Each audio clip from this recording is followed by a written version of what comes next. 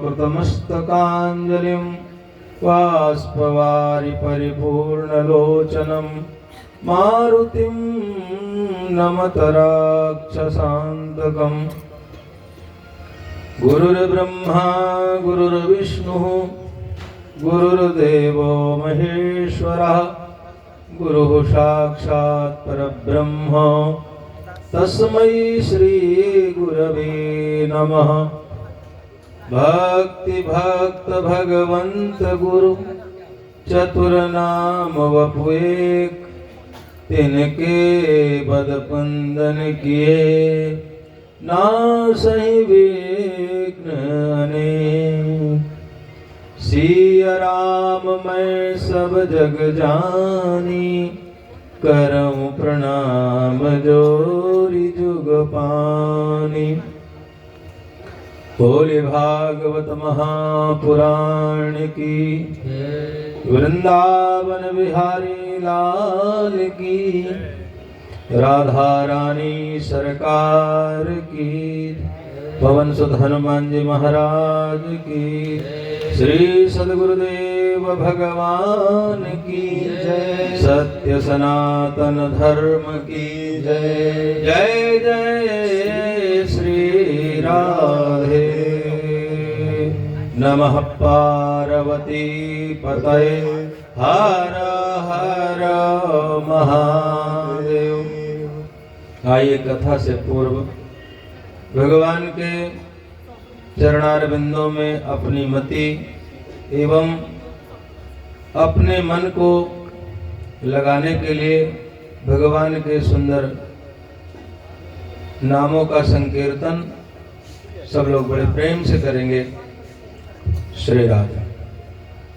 अधरम मधुरम पदरम मधुरम नयनम मधुरम हसितम मधुरम हृदयम मधुरम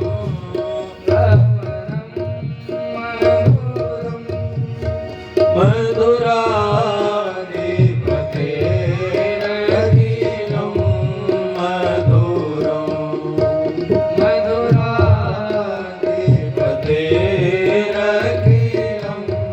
मधुरं वचनं मधुरं चरितं मधुरं वसनं मधुरं वलितं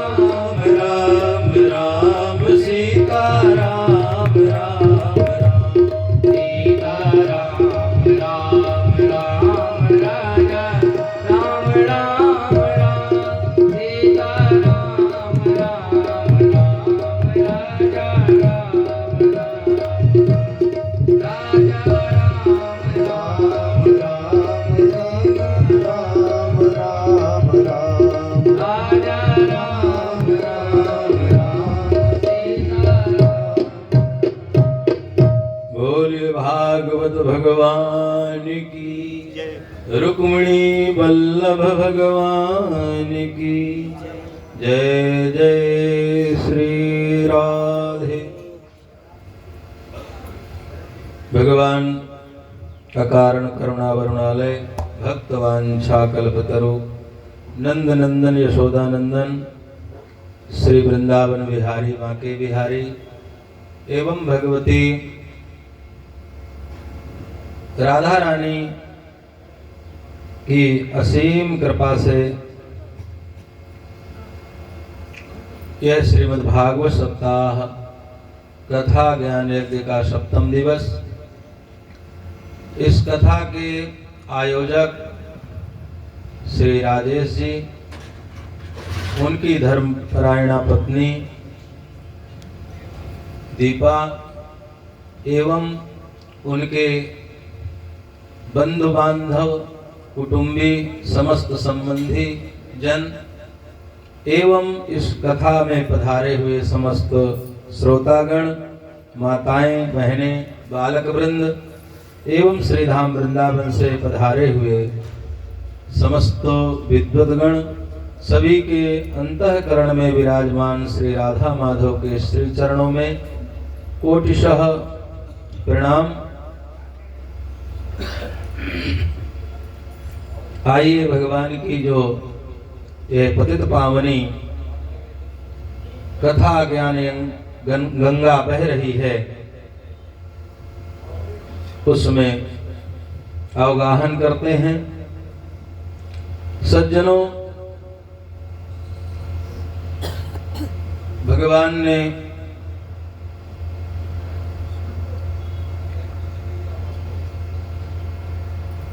कल की कथा प्रसंग में आप लोगों ने श्रवण किया, पराम्मा रुक्मिणी के साथ भगवान ने पाणी ग्रहण संस्कार किया।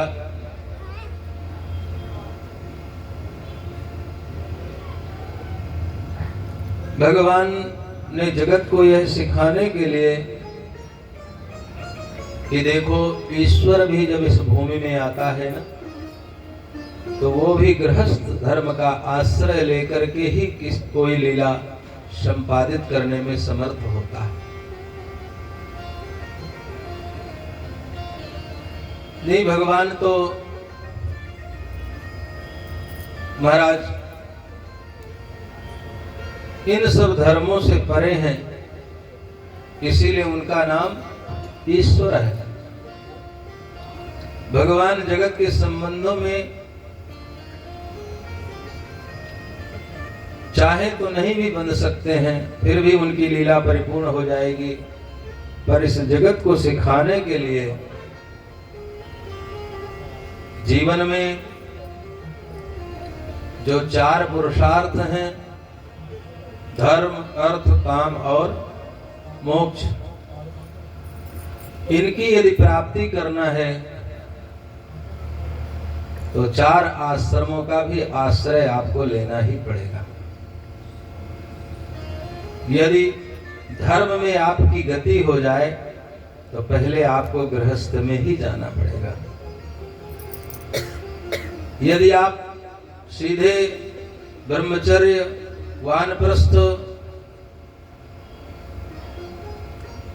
जीवन में और सन्यास में प्रवेश करेंगे तो शायद कुछ भूल हो सकती है।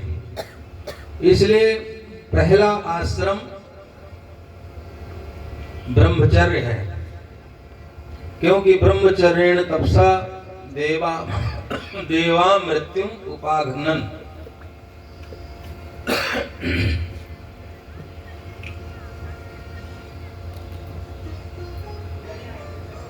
ब्रह्मचर्य के द्वारा शरीर को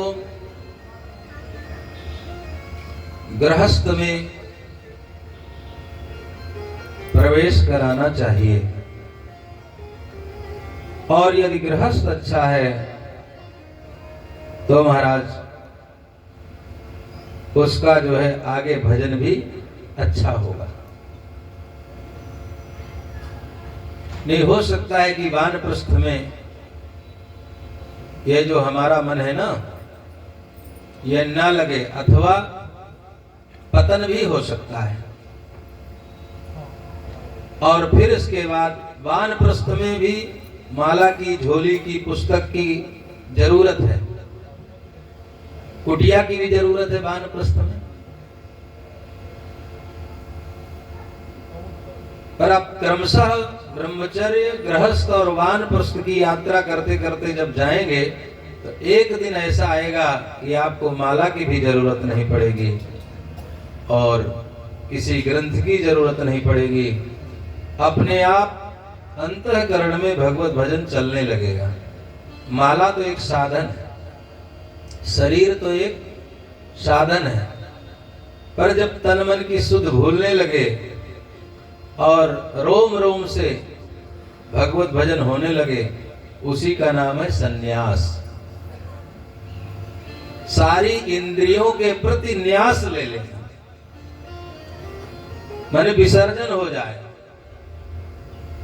न रूप देखने का मन करे, क्योंकि आंख कहती है अच्छा अच्छा मुझे देखने को मिले, कान कहते हैं मुझे अच्छा अच्छा सुनने को मिले, जिह्वा कहती है मुझे अच्छा खाने को मिले, इस जो है स्पर्शेंद्री कहती है मुझे सुखद स्पर्श मिले, सर्दियों में सुंदर कंबल मिले जिससे अच्छी नींद आए। स्पर्श के लिए अच्छा सुखद स्पर्श चाहिए कि नहीं? पर महाराज धीरे धीरे जब आप इस तरह से यात्रा करोगे तो एक दिन इन इंद्रियों का जो है सभी विषयों के प्रति संन्यास हो जाएगा, और जब संन्यास हो जाएगा तो भगवत प्राप्ति हो जाएगी, उसी का नाम है मोक्ष। इसीलिए भगवान ने सर्वप्रथम सांदीपनी मुनि के यहाँ जाकर के विद्या अध्ययन किया। जो जगत को विद्या देने वाले हैं उनको क्या पढ़ने की आवश्यकता है? जिनके श्वास से सरस्वती का प्रादुर्भाव होता है, इस जगत को ही शिक्षा देने के लिए भगवान ने समस्त मानव लीलाएं संपादित किया। तो कल आप लोगों ने श्रवण किया, भगवती जो है रुक्मिणी महारानी ने भगवान को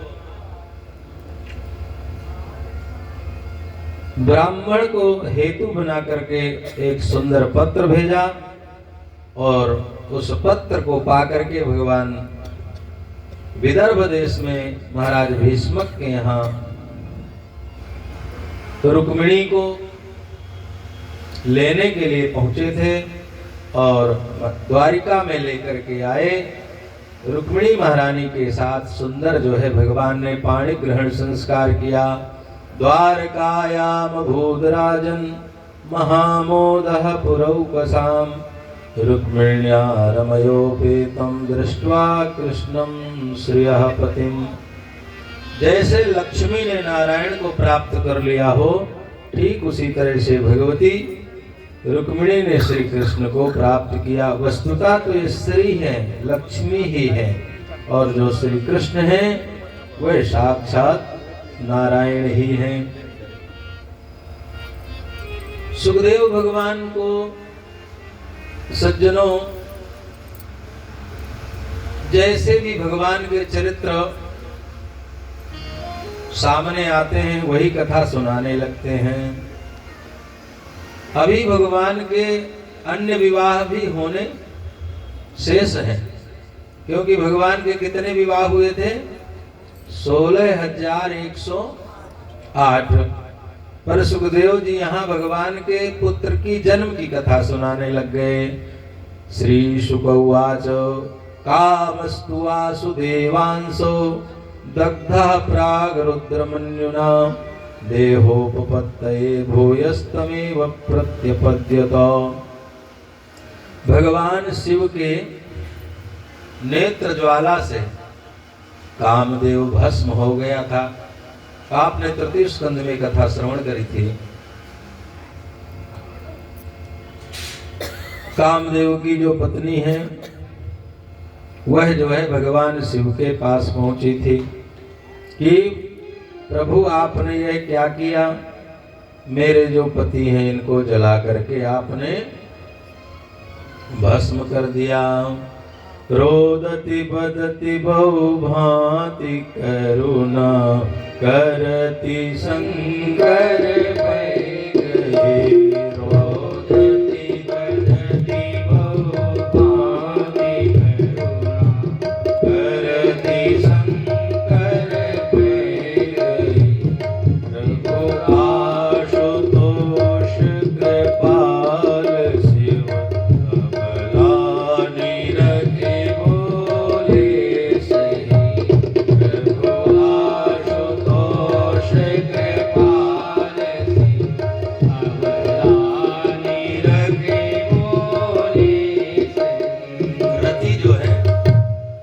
भगवान के पास, शिव जी के पास रोती हुई गई। शिव जी ने कहा देखो अब काम तो नष्ट ही हो गया, पर इसकी जो प्राप्ति है वो तुम्हें द्वापर में अवश्य होगी। अब के रति तव नाथ कर होई है नाम अनंग, बिनु व्यापहि सबहि पुनि सुन निज मिलन प्रसंग। अभी तो यह जो काम है यह सबके अंदर महाराज मानसिक रूप से व्याप्त रहेगा, पर जब श्री कृष्ण द्वापर में आएंगे तब यह जो तुम्हारा पति है यह शरीर धारण करके उनके पुत्र के रूप में उत्पन्न होगा। महाराज भगवान के यहाँ रुक्मिणी महारानी से एक पुत्र हुआ, जिसको एक जो है सम्रासुर नाम का दैत्य प्रसूति कक्ष से जो है हरण कर लिया, और ले करके, क्योंकि इसकी जो मृत्यु थी भगवान श्री कृष्ण के पुत्र के हाथों थी।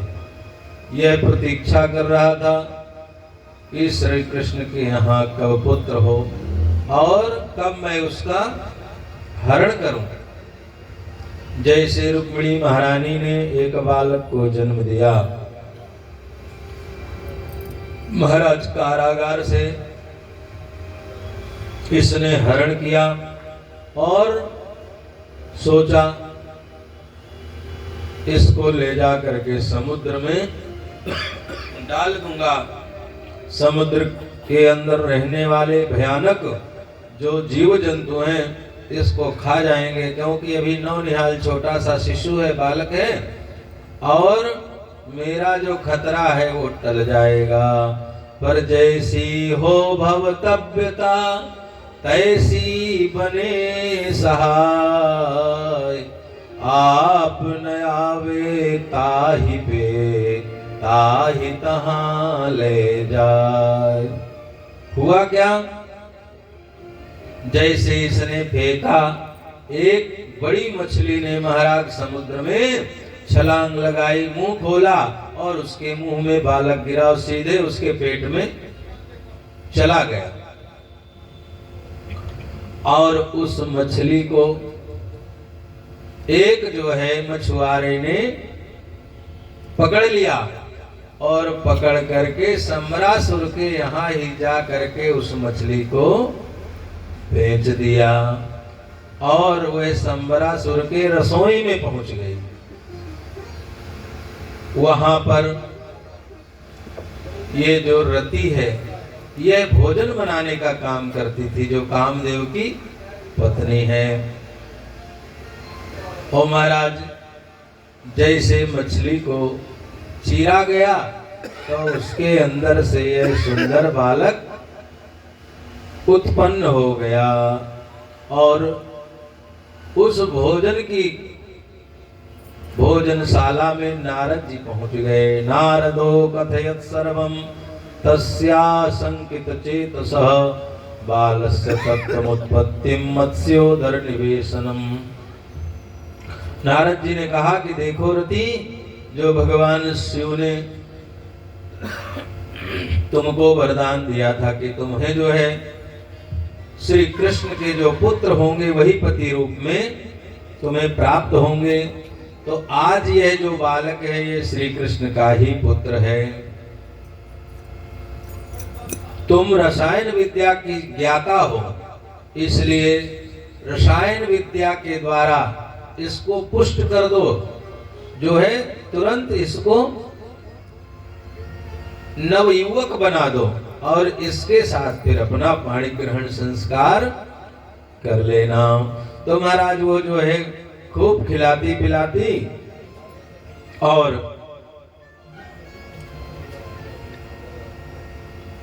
पत्नी का भाव रखती। हाव भाव पत्नी का होता, क्योंकि माँ और पत्नी के वातावरण में थोड़ा सा फर्क होता ही है। एक दिन जो है यह जो बालक है जिसका नाम प्रद्युम्न हुआ, इसने रति से कहा कि देवी तुम तो मेरी माँ हो, माँ की तरह मेरा जो है लालन पालन कर रही हो, पर जो तुम्हारे हाव भाव हैं ये मुझे अच्छे नहीं लगते।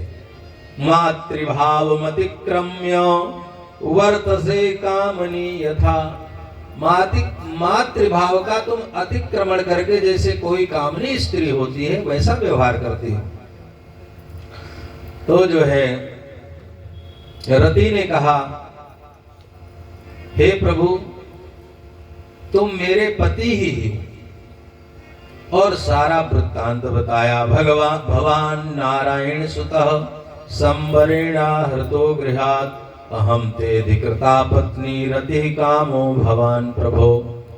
तुम नारायण के पुत्र हो, तुम्हें संवरासुर ने अपहरण किया है और सारी कहानी सुना दी, कथा सुना दी, इसलिए तुम मेरे पति ही हो। यह बात जो है संवरासुर को भी पता लग गई कि हमारे जो है भोजन शाला में एक जो है पुरुष भी निवास करता है। कौन है? महाराज देखा ये जो भोजन बनाने वाली है इसके साथ एक पुरुष भी निवास करता है। दौड़ा दौड़ा गया और रति से कहता है कौन है, इसका परिचय दो। तब तक महाराज प्रद्युम्न को ये जो मायावती है इसने संपूर्ण अस्त्र शस्त्र चलाना भी सिखा दिया था।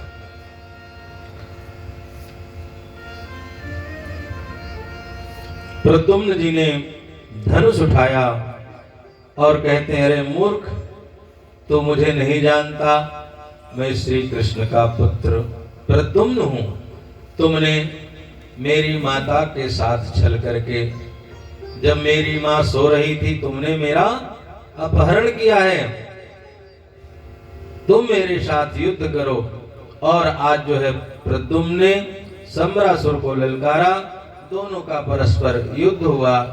इस युद्ध में संवरासुर मारा गया और महाराज देवताओं ने पुष्प वृष्टि किया। संवरासुर का जब वध हो गया तो प्रद्युम्न अपनी अर्धांगिनी रति को लेकर के द्वारिका पधारे। ओ महाराज, अब प्रसूति कक्ष से अपहरण हुआ था।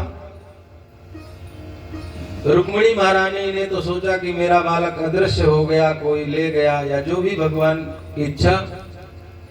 आज जब आए तो साथ में दंपति के रूप में, पति पत्नी के रूप में, तो यहां भी जो है भगवान तो सब जानते थे। लिखा हुआ है विज्ञातार्थो भी भगवान तूष्णी मास जनार्दन।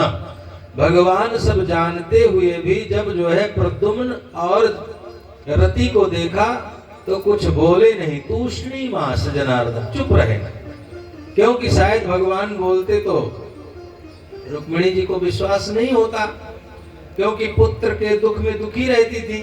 तो उनको लगता कि मुझे दुख है तो शायद मेरा दुख दूर करने के लिए भगवान ऐसा कह रहे हो कि ये तुम्हारा ही पुत्र है। तो नारदो कथयत सर्वम संवरा हरणादिकम, यहाँ भी नारद जी आए और सारा वृत्तांत रुक्मिणी कृष्ण को बताया। रुक्मिणी महारानी बहुत खुश हो गई। अपनी सुंदर नव दंपति वधू और पुत्र को देख करके द्वारका के समस्त लोगों ने बहुत सुंदर जो है उत्सव मनाया, क्योंकि भगवान के पुत्र हुआ था और उसका भी अपहरण हो गया था। बड़े सब लोग दुखी थे, पर आज जब पता चला कि ये वही बालक है जिसका संवरासुर ने प्रसूति का गार से हरण कर लिया था, आज भगवत कृपा से यह जीवित और महाराज सपत्नीक अपनी बहू के साथ लौटा है। तो सब लोगों ने आरती किया, प्रदर्शन किया और महाराज बहुत खुश हो गए द्वारिकावासी। इसके बाद सुखदेव जी कहते हैं, राजन, भगवान का विवाह सत्राजित नाम का राजा था, उसकी पुत्री के साथ हुआ। कहते हैं जो सत्राजित है था तो ये दुर्योधन का मित्र। किसका मित्र था? दुर्योधन का। पर विवाह इसने अपनी पुत्री का भगवान के साथ किया। क्यों किया? देखो, संसार के लोगों से कोई चिढ़े या ईर्ष्या करे तो घबराने की बात नहीं है। भगवान से भी ईर्ष्या करने वाले लोग थे। द्वारिकाधीश से बड़ा ये द्वेष रखता था। तो इसने बहुत तप किया। किसकी तपस्या की? सूर्य नारायण भगवान की। और किस लिए किया? कि जैसे द्वारिका का वैभव है उसी तरह हमारा भी साम्राज्य हो जाएगा। तो सूर्य नारायण ने इसको एक मणि दी जिसका नाम था स्मंतक मणि। क्या नाम था? स्मंतक मणि। तो यह भगवान को दिखाने के लिए गले में उस मणि को धारण करके एक दिन द्वारिका में आया।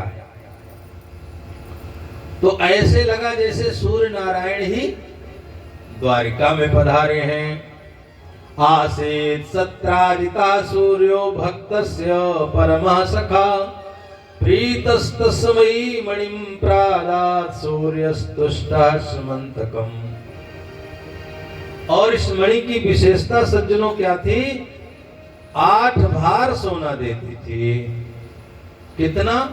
8 भार। अब कहोगे कि भार क्या होता है? जैसे तोला होता है ना, ऐसे भार भी एक पैमाइश है। सुवर्ण को या रजत को तौलने की। तो 20 तोला का भार होता है। कितने तोला का?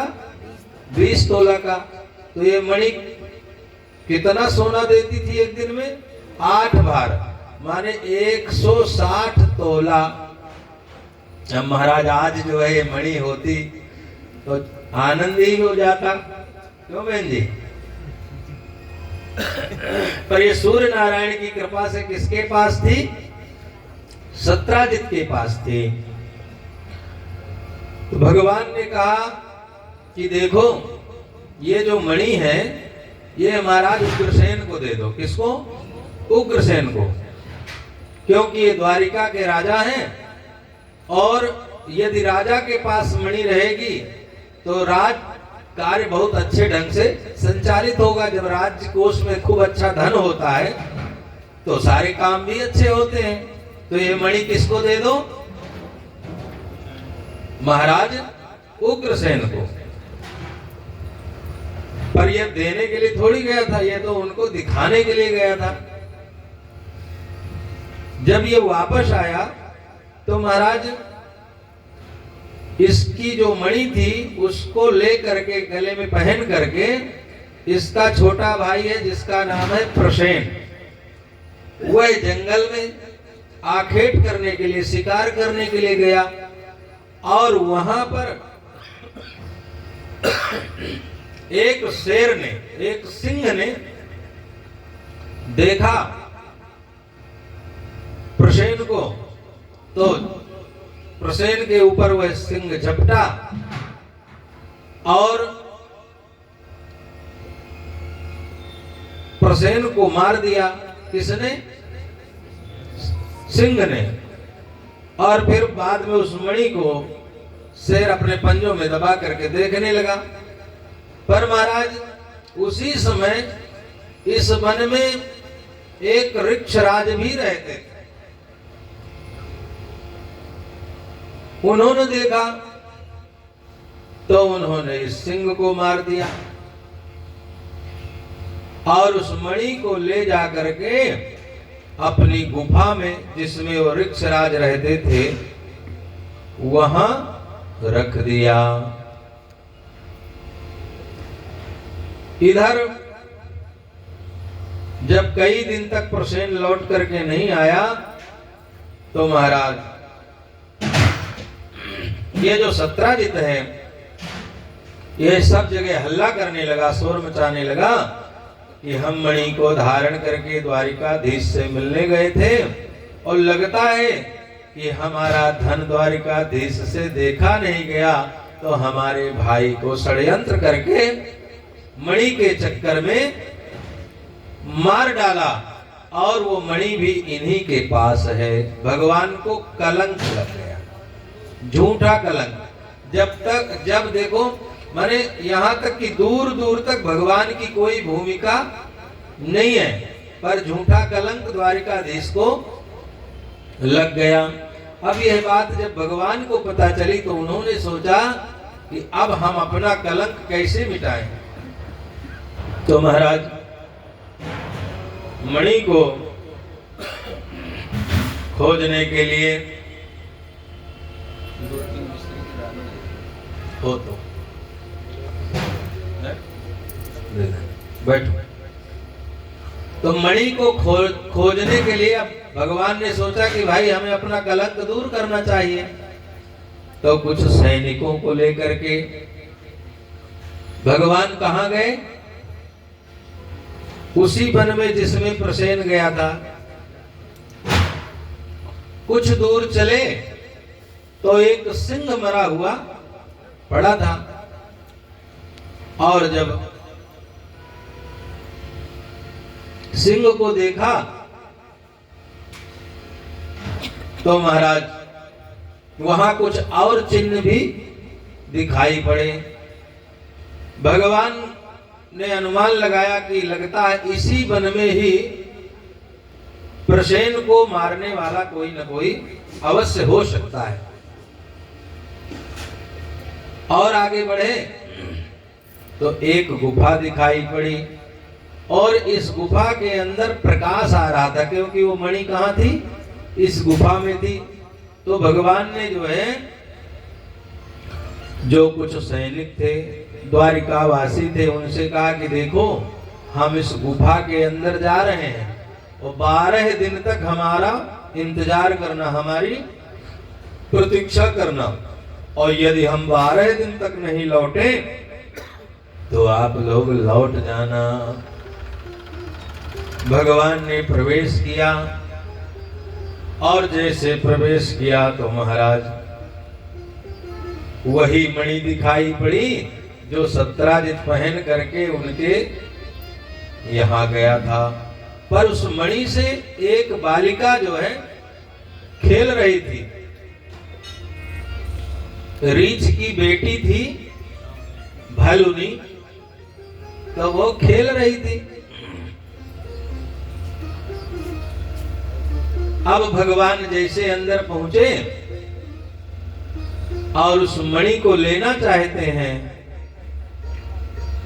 तो उस मणि को जैसे भगवान ने सोचा कि ले लें, और उससे छीनना चाहते हैं, वो चिल्ला पड़ी, देखो देखो पिताजी ये कौन आया और हमसे जो है मणि को लिए जा रहा है।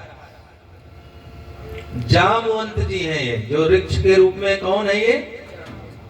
जामवंत महाराज। जैसे जो है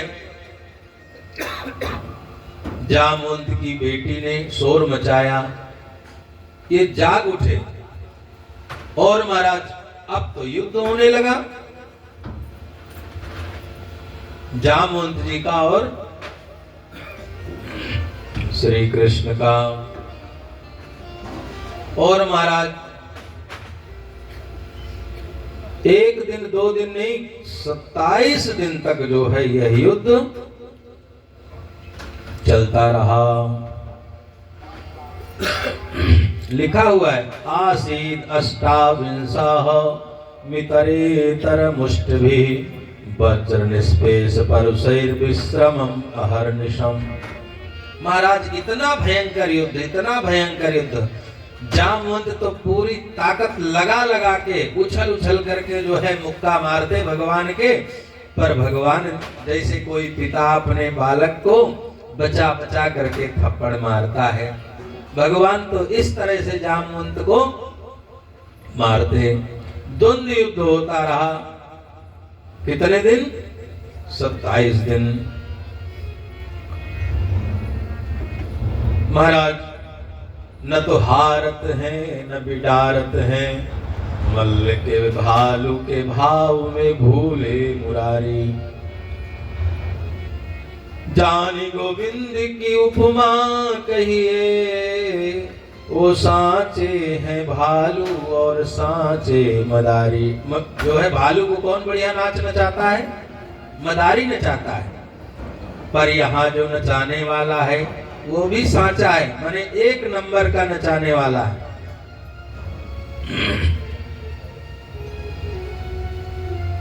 और नाचने वाला जो भालू है कोई जंगली भालू नहीं है महाराज, वो भी सचमुच वाला जो भालू है ना, वीर बलवान शक्ति संपन्न, वह है। अब जहां मदारी इतना बढ़िया नचाने वाला, तो नाचने वाला भी उसी कोटि का होगा। 27 दिन तक युद्ध होता रहा। और महाराज जब भगवान पराजित नहीं हुए तो जामवंत ने सोचा कि लंका में जब राम रावण युद्ध हो रहा था तो महाराज हमारे जैसा कोई योद्धा ही नहीं था जिससे हमारे युद्ध की थकान मिट जाए। हमने भगवान से कहा था, प्रभु युद्ध तो समाप्त हो गया,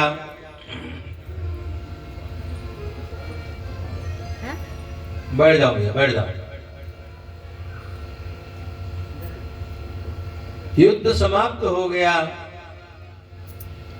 जानकी प्राप्त हो गई, पर महाराज जो है युद्ध की जो थकान है वो अभी नहीं मिटी। राम रावण जो युद्ध हुआ था सज्जनों, वो महाभारत से भी बड़ा था।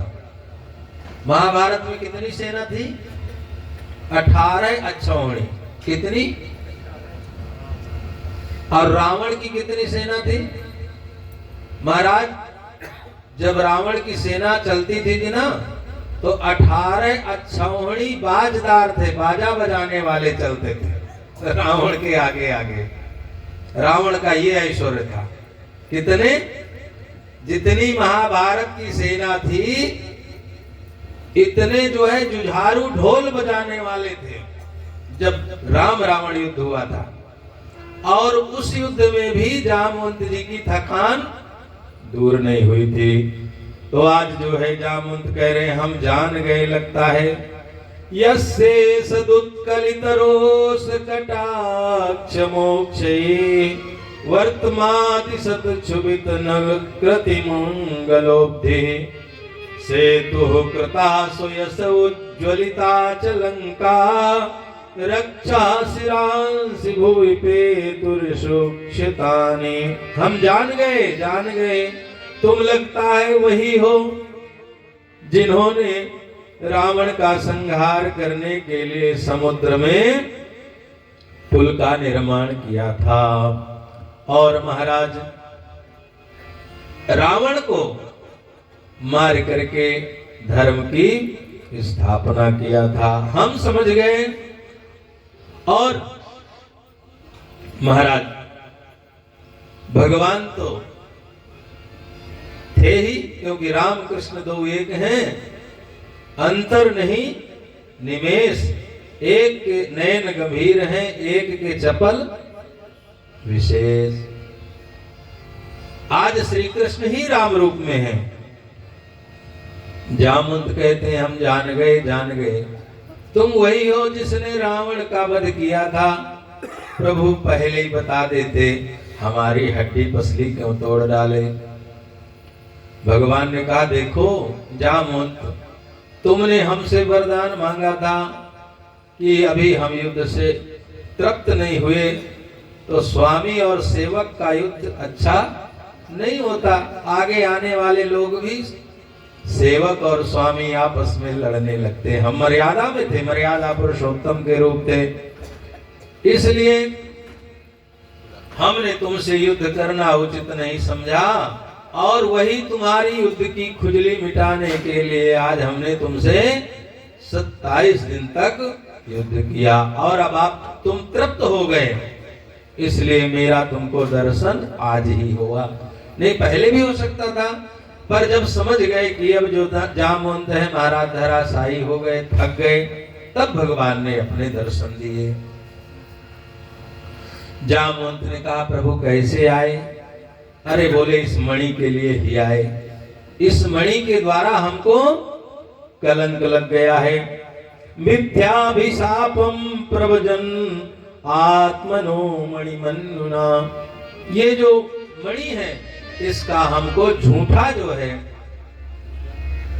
अपयश लग गया है, कलंक लग गया है, इसको मिटाने के लिए हम ये मणि की खोज करते करते तुम्हारे पास आ गए। जामवंत ने कहा प्रभु एक काम करो, ये मणि आप दहेज में ले जाओ, हमारी एक जो है लाली है, कन्या है, जो ये खेल रही थी अभी मणि से, इसका विवाह भी आप करें, आपके साथ हम इसका विवाह करना चाहते हैं और आपके धाम को अब हम जाना चाहते हैं, क्योंकि त्रेता से द्वापर आ गया और आपका दर्शन हो गया, अब हम आपके धाम में जाएंगे। भगवान ने जामवंत की पुत्री को स्वीकार किया।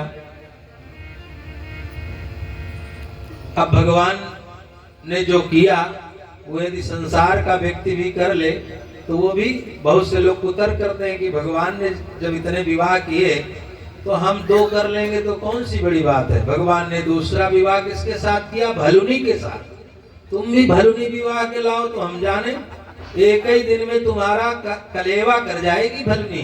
भगवान ने गोवर्धन धारण किया, भगवान ने अग्नि पी, तो भगवान की जो लीला है वो देखने की है, भगवान की लीला दर्शन करने के लिए है और भगवान की वाणी पालन करने के लिए। भगवान ने जो कहा उसको करो और जो भगवान ने किया उसको देखो, उसका दर्शन करो। भगवान का दूसरा विवाह किसके साथ हो गया? भालू की पुत्री भलुनिया के साथ। अब जो है भगवान ने जामवती से कहा, नाम है जामवती क्योंकि जामवत की पुत्री है, कि देखो सुंदर अपना पीतांबर ढक दिया, सुंदर ऊपर से वस्त्र भगवान ने लपेट दिया और महाराज उससे बोले कि द्वारिका तो तुम चल रही हो, पर हम जहां रखेंगे महाराज उस कक्ष का जो दरवाजा है, जब तक हम न कहें या हम ताली न बजाएं, हम संकेत न करें, तब तक नहीं खोलना। और महाराज आज जैसे नवविवाहिता वधू धीरे धीरे चलती है, महाराज द्वारिका में आए और धीरे से अपनी पटरानी को, जामवती को भगवान ने एक प्रकोष्ठ में भेज दिया और अंदर से इसको भगवान ने कहा, क्योंकि भगवान की वाणी तो सभी समझते हैं कि कपाट बंद कर लो। और जैसे भगवान चले सोई रुक्मिणी महारानी ने देख लिया कि अभी इनके साथ कोई बहुत रेशमी वस्त्रों में सुसज्जित स्त्री थी और इन्होंने प्रकोष्ठ में तो अभी उसको भेजा और अब चुपके से जा रहे हैं, लगता है हमारे साथ इन्होंने छल करके कोई और भी रानी ले आए। रुक्मिणी दौड़ी दौड़ी आई कहती हे प्रभु, हे द्वारिकाधीश, ये कौन थी जो आपके साथ थी? भगवान ने कहा, देखो, हम कहीं गए थे और महाराज वहां इनके पिता ने स्वयंवर की रचा था और उस स्वयंवर में इस देवी ने मेरा वर्ण कर लिया। तो रुक्मिणी जी ने कहा, तो इसमें जो है छुपने की क्या बात है? थोड़ा इसके दर्शन हमें भी करा दो प्रभु। भगवान ने कहा, तुम ही दरवाजा खुलवा के देख लो। अब रुक्मिणी खूब दरवाजा खटखटाती रही। भगवान ने कहा था, जब तक हम न कहें तब तक दरवाजा नहीं खोलना। रुक्मिणी महारानी जब परेशान हो गई, थक गई, तो कहती है, तुझे लगता है अपने रूप का बहुत अभिमान है, जा मैं तुझको श्राप देती हूं कि तू मेरी जैसी हो जा, मुझसे सुंदर नहीं हो सकती। महाराज द्वारिकाधीश ने ताली बजाई, जय हो, अब खोलो दरवाजा। और जैसे कपाट खोला, सामने से जैसे दूसरी ही रुक्मिणी प्रकट हो गई। भगवान तो लीला पुरुषोत्तम है ना, कहां क्या कराना चाहते हैं, भगवान की लीला को कौन समझ सकता है। आज उसका जो शरीर भालू का था वो रुक्मिणी जैसा हो गया। रुक्मिणी कहती है, देखो देखो द्वारिकाधीश, ये तो मिथ्या अहंकार कर रही थी, लगती है कि मेरी सगी छोटी बहन ही। हर तरह से चरण देखो, हाथों की अंगुलियां देखो, शरीर की बनावट देखो और मुख की आकृति, कहीं तो मिस्टेक होता, हूबहू मेरी जैसे लगती है, मेरी जुड़वा बहन ही है। भगवान ने कहा, बन गया काम, यही तो हम कराना चाहते थे। और ये श्राप क्या हुआ, आशीर्वाद बन गया। और महाराज ये जो जामवती थी सबसे सुंदर थी, भगवान की अष्टपट रानियों में जामवती बहुत सुंदर थी। इधर ये जो द्वारिका वासी थे सब यज्ञ कर रहे थे, 12 दिन बाद लौट आए थे, क्योंकि भगवान ने कहा था जब 12 दिन तक हम गुफा से बाहर ना आए तो आप लोग लौट जाना।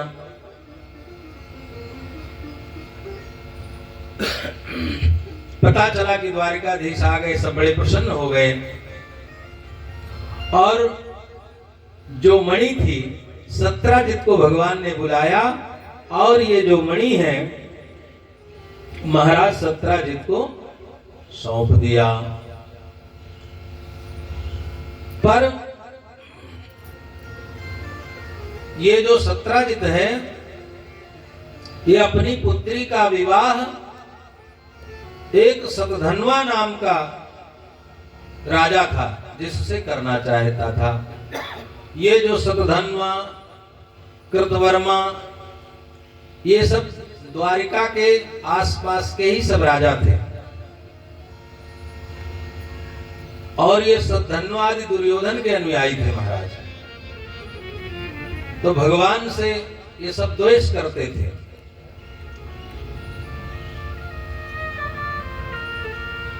अब जो है सत्राजित ने विचार किया कि द्वारिकाधीश से तो मेरा सीधा विरोध हो गया मणि के चक्कर में। यह जो है भगवान से कहता है, हे श्री कृष्ण, अब ये मणि तुम अपने पास ही रखो और हमारी जो पुत्री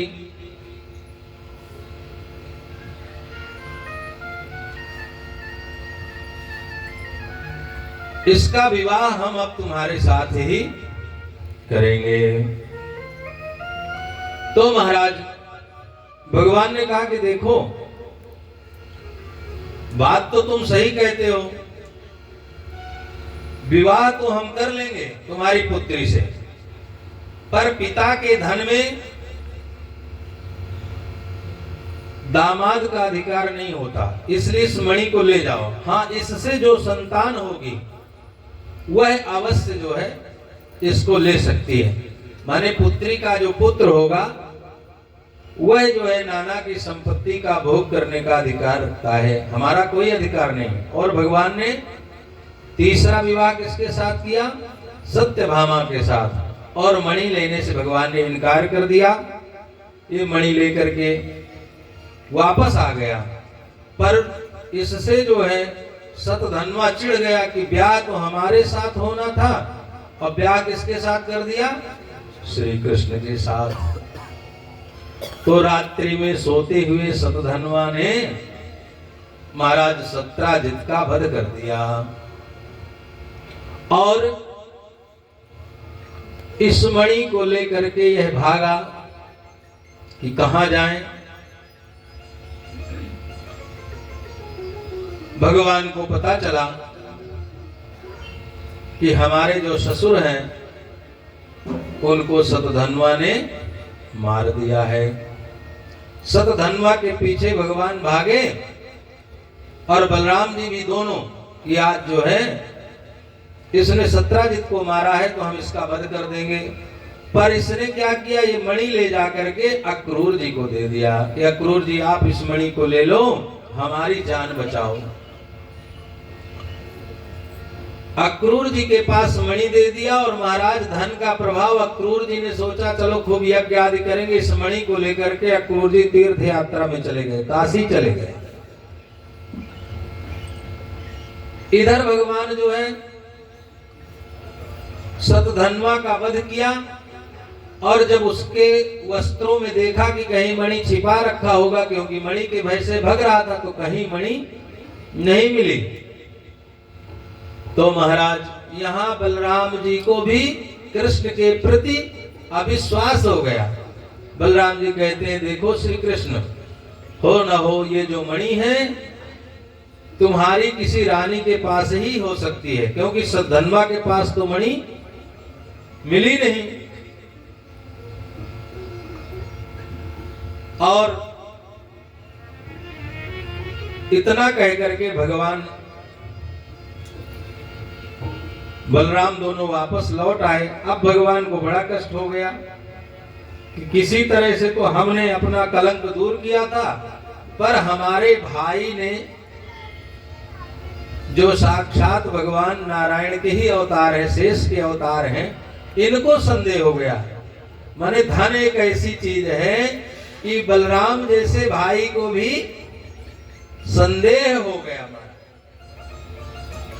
गुप्तचरों के द्वारा पता चला कि आजकल जो है अक्रूर जी यहाँ नहीं है। कहाँ? द्वारिका में। कहाँ है? पता लगाया गया तो बनारस काशी में जो है अक्रूर जी बड़े बड़े यज्ञ करते और रोज महाराज ब्राह्मणों को संतों को खूब जो है सोना और चांदी के पात्र दान करते। अक्रूर जी को बुलाया गया और महाराज भगवान ने कहा देखो चाचा जी, हम तो जानते हैं आपके पास तो और कोई व्यवस्था हो नहीं सकती जिससे तुम इतने बड़े बड़े यज्ञ करते हो, और हमें चाहिए भी नहीं, पर मणि तुम्हारे पास ही है, इसलिए हमारे भैया बलराम जी को मणि केवल दिखा दो, क्योंकि किंतु ममाग्रजा सम्यक न प्रत्येति मणिं प्रति, इसलिए दर्शयस्व महाभाग बंधु नाम शांति मावह। माने हमारे और बलराम जी के बीच में जो कपट हो गया है, माने संदेह हो गया, उसको केवल दूर करना है। आप इस मणि को दिखा दीजिए, हमें मणि नहीं चाहिए, क्योंकि बलराम हमसे इतना प्रेम करते हैं। और बलराम जी ने कह दिया कि लगता है श्री कृष्ण ये जो मणि है ये सतधन्वा के पास नहीं थी, ये तुम्हारे रानियों के पास हो सकती है। अक्रूर जी ने मणि निकाला और दिखाया। बलराम जी का संदेह निवारण हुआ और भगवान के जो है कलंक का शमन हुआ। इस स्मंतक मणि की जो पावन कथा को श्रवण करते हैं, उनके जीवन में भी यदि किसी तरह का कोई कलंक झूठा लग गया है तो उसका जो दोष है उसका शमन हो जाता है और उसके जीवन में शांति प्राप्त होती है। बोले भक्त वत्सल भगवान की। भगवान के कितने विवाह हो गए? ध्यान देना, हम बीच बीच पूछेंगे भी। एकदा पांडवान् द्रष्टुं प्रतीतान् पुरुषोत्तमः इंद्रप्रस्थं गता श्रीमान युधानादिभिर्वृतः। एक बार की बात है, भगवान जो है अपने बुआ के बेटों से बहुत प्रेम करते थे। बुआ कौन है? कुंती मैया। और उनके जो पुत्र हैं वो पांचों पांडव हैं। महाराज पांडु को ब्याही थी। तो ये जो पांचों पांडव हैं, भगवान जो है इनसे मिलने और अपनी बुआ से मिलने कहाँ गए? इंद्रप्रस्थ। सायंकाल के समय भोजन प्रसाद करके यमुना किनारे अर्जुन और श्री कृष्ण टहल रहे थे। पांचों भाइयों में सबसे प्रिय जो है अर्जुन है भगवान के। अर्जुन से बहुत प्रेम करते हैं। तो देखा कि जो है यमुना तट पर एक जो है नीलवर्णा सुंदरी एक कन्या कमल पुष्प की माला लेकर के बैठ करके समाधिस्थ होकर के जप कर रही है। भगवान ने कहा अर्जुन देखो देखो यह कौन है? क्योंकि इसके रोम रोम से कृष्ण कृष्ण कृष्ण निकल रहा है। का तुम कस्यासि शुश्रोणी कुतोषि किम चिकीर्षसि मन्ने त्वां पतिमिच्छन्तीं सर्वं कथय शोभने। देवी तुम कौन हो और इस समय किसका तप, किसके लिए तप कर रही हो? तो ये जो कन्या थी कहती है अहम देवस्य सवितुर्दुहिता पतिमीक्षति। मैं सूर्य नारायण की पुत्री कालिंदी। आप यहां क्या कर रही हैं? तो भगवती कालिंदी कहती है विष्णुं वरेण्यं वरदं तपः परमम स्थिता। मैं जो है भगवान श्री कृष्ण को पति रूप में प्राप्त करने के लिए तपस्या कर रही हूं। अर्जुन दौड़ते दौड़ते आए, अरे प्रभु वो आपके लिए ही तप कर रही हैं। भगवान ने कालिंदी मैया को दर्शन दिया, जमुना महारानी को सामने प्रकट पहुंच गए और बुआ जी के पास लेकर के आए। बुआ जी ने कहा अच्छा देखो कन्हैया, जब सुंदर मुहूर्त आए तो इनके साथ तुम पाणी ग्रहण संस्कार कर लेना। चौथा विवाह जो है भगवान ने कालिंदी के साथ किया। बिंद अनुबिंद नामक दो राजा थे उज्जैनी के, अवंतिकापुरी के। ये भी महाराज दुर्योधन के ही अनुयायी थे। इन्होंने स्वयंवर किया और स्वयंवर में देश देशांतर के राजा पहुंचते हैं। तो इस स्वयंवर को देखने के लिए श्री कृष्ण भी पहुंचे। और महाराज जब श्री कृष्ण पहुंचे, दुर्योधन भी था, कर्ण भी था, बड़े बड़े राजा इस स्वयंवर में उपस्थित हुए। भाई की इच्छा थी, इसके पिता की इच्छा थी कि हमारी जो ये पुत्री है यह दुर्योधन को वर रूप में वर्ण करे, पर ये बार बार जाती और श्री कृष्ण के पास खड़ी हो जाती। फिर सभी राजाओं को घूम करके देखती और फिर आकर के श्री कृष्ण के पास ही महाराज रुक जाती। भगवान समझ गए कि ये हमसे विवाह करना चाहती हैं। तो भगवान ने जो है इसका हाथ पकड़ करके और अपने रथ में बैठाया। और भगवान का जो रथ है महाराज, भगवान के रथ की तुलना कोई नहीं कर सकता और न बिना भगवत इच्छा के इस रथ को कोई रोक सकता है। ये जो बिंद अनुबिंद की बहन है जिसका नाम मित्रविंदा है, भगवान जो है स्वयंवर से हरण करके और भागते हुए द्वारिका में लेकर के आए और इसके साथ भी भगवान ने 5वां विवाह किया। कितने विवाह हो गए भगवान के? 5। छठा विवाह भगवान का जो है, आज विवाहों की ही कथा है सज्जनों। छठवां विवाह भगवान ने नागनजिति के साथ किया। गिनते जाना 16,108 विवाह हुए हैं। कौशल देश के राजा हैं जिनका नाम है नग्नजित। इन्होंने स्वयंवर किया और स्वयंवर में एक शर्त रखी, 7 बैलों को जो नाक में रस्सी डालेगा, नकेल डालेगा, उसी के साथ हम अपनी पुत्री का विवाह करेंगे। राजा लोग बड़ी जो है महाराज अटपटी प्रतिज्ञा करते थे।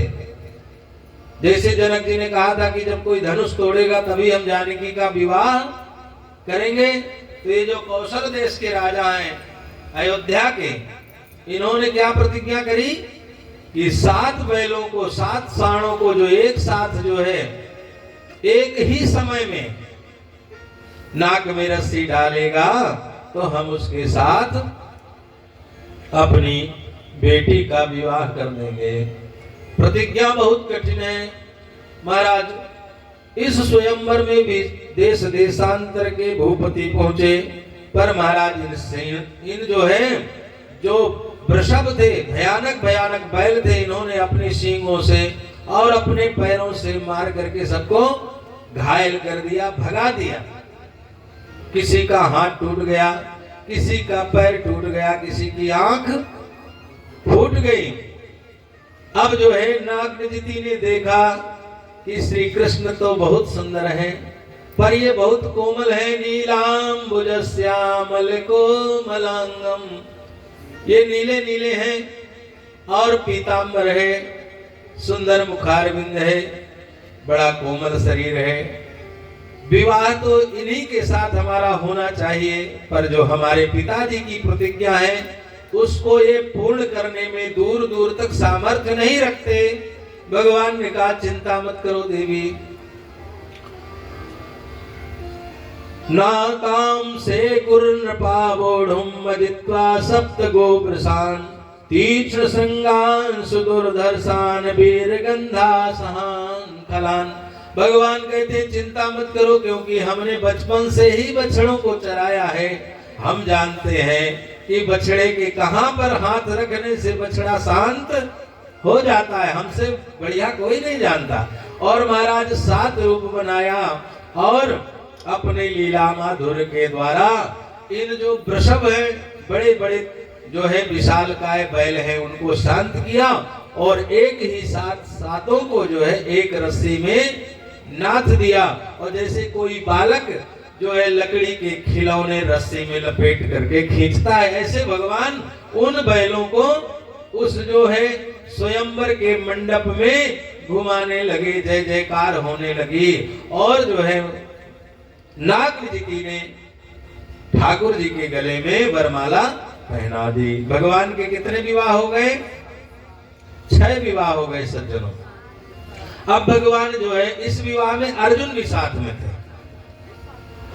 अब जब भगवान चले कौशल देश से, तो जो राजा घायल हो गए थे उन्होंने वो सब रास्ते में मिल गए, बोले हमें नहीं मिली तो हम इसको भी नहीं ले जाने देंगे।